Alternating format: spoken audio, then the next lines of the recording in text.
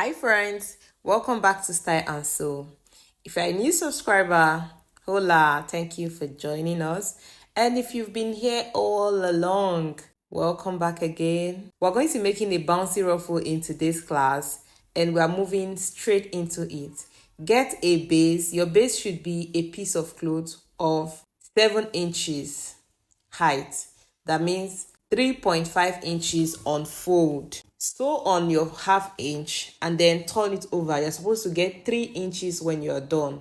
The length of your base should be the same thing with the round of your shoulder plus 2 inches. Okay, 1 inch for two sides, or you can make it plus 1.5 inch. It depends on whatever you use for your zip allowance. Get your organza and fold it into 4. This organza, I'll be using 6 yards. Depending on how big, how giant you want your ruffle to be, you can use 8 yards, you can use 4 yards, depending on how big you want it. But for today's tutorial, I'll be using what? I'll be using 6 yards. Fold it into 4 and sew on that line. Okay, when you're done sewing, this is what you're supposed to get. Okay, now turn it over from the inside. Turn it over to the right side. The other side. Put your hand inside and bring it out.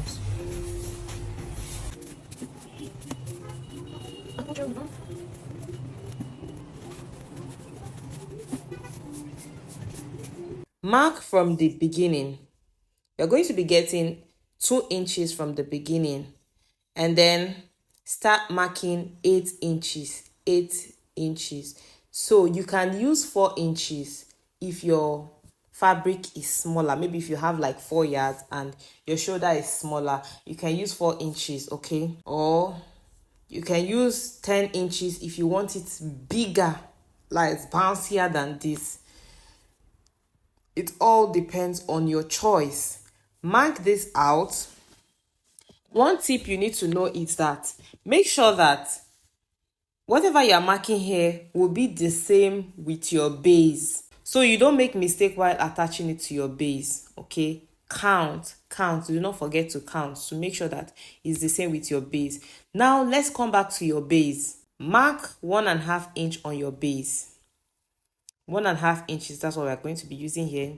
If your ruffle if your organza is smaller, you can use 2 inches. It all depends on your choice, but we're using 1.5 inches here. Remember, we started from the middle. Mark 1.5 inch from the middle all the way down.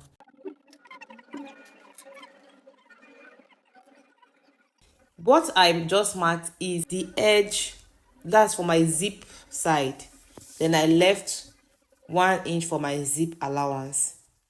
I didn't attach this to my zip. I didn't attach this to my zip, but you can attach yours to your zip. It all depends on your preference. The other side, mark 1.5 inch all the way down. So I did mine in such a way that if my customer wants to remove it later on in the future, she can easily just use the razor and take it out.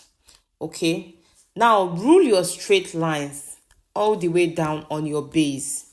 Come back to your organza and rule straight lines down when you are sure that the number you have on your organza is the same with the number on your base, so you don't make mistakes. Okay, come back to your sewing machine, sew straight lines. Please sew gather lines. That means line that you can easily gather.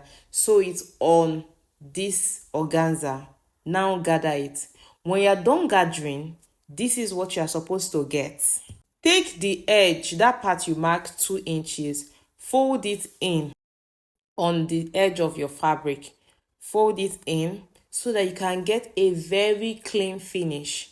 Another option is to also spread it out and sew. It all depends on your choice. Then you can whip it later. But I think this is like the easiest method. When you're done folding it in, start gathering one line to another on your base. But what I did differently was that I started from the middle so I don't make any mistakes.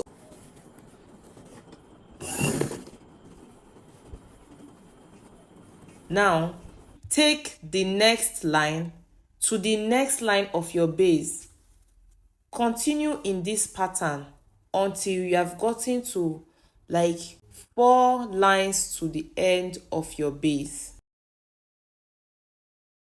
Now take that edge I showed you from the beginning and fold it in. Sew it on your base, but before I sewed it on my base, I decided to fold my base in so that it is neat, very neat. I don't have to stretch it to my zip allowance anymore. So all I did was just to place it on the clothes with my needle and thread so that my customer can decide to remove it or decide to leave it later on. That's to make it semi-detachable. Yes, that's the word. To make it semi-detachable.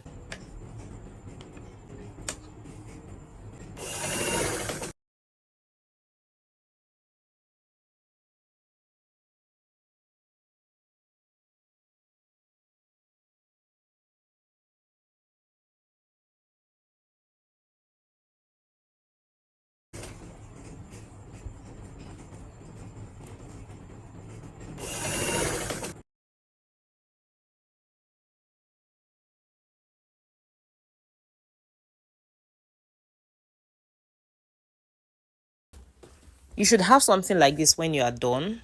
Okay, proceed to where you stopped initially and sew on your base to the end until you are done. This is what you're supposed to get when you're done placing your ruffle on your base. Trim out all those thread. You don't want to see any thread on your clothes. Trim it out, please. And then proceed to stretching out your ruffle. Remember that you folded this thing into 4. So those ones that are inside needs to bounce. They need to stretch out so it can bounce. Also, another tip is you can fold this into 2 instead of into 4. If you fold it into 2, it will give you longer ruffle. Maybe not thicker, but longer ruffle. So it just depends on you basically. So this is what we got when I was done with this.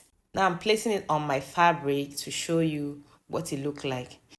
Now let's come back to attach this ruffle on the dress. So I'm attaching the base of the ruffle to my dress. The base of the ruffle, not the ruffle itself, the base to my dress. So I tacked it from the middle to one end and from the middle to the other end. At this point, if you notice any excesses, you will just find a way to arrange it towards the zip end of your outfit, which is why I prefer to start from the middle. This is the result, guys. Thank you for watching. If this video was helpful, do well to give me a thumbs up and subscribe to this channel. Also, turn on my post notification to be notified anytime I drop a new video. Bye.